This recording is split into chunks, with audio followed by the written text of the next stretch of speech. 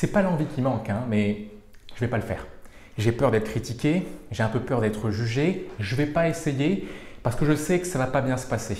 Voilà un petit peu de ce qui se joue lorsque l'on est sur le point de prendre la parole, qu'on a envie de le faire, qu'on a envie de dire ce que l'on a en tête, mais on ne le fera pas parce que la critique, parce que le jugement, parce que ce qu'il pourrait engendrer ferait trop mal.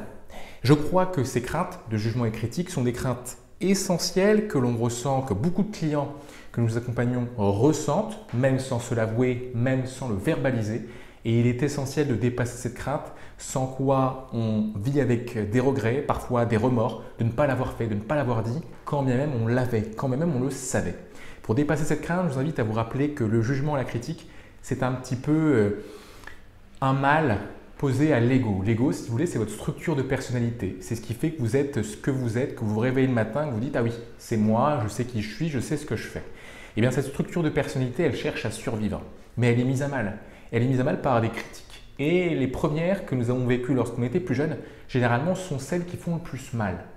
T'es pas assez ceci, t'es trop cela, quand tu prends la parole, ça se passe comme ça, c'est pas super. Et ces critiques font mal. Ces critiques, si vous imaginez votre ego comme une passoire, eh bien, ce sont tous les trous de la passoire.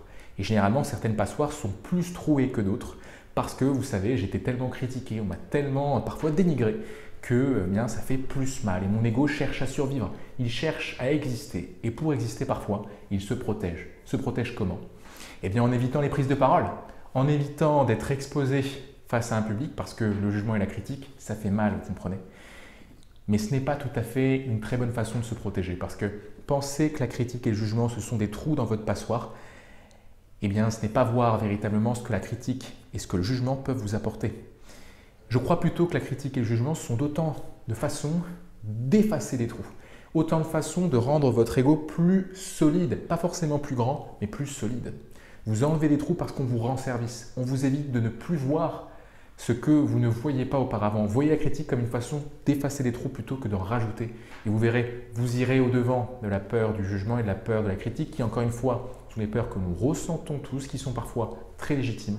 Mais je crois que dans l'exercice de la prise de parole, le plus souvent, elles sont beaucoup plus fantasmées qu'elles ne sont réalité.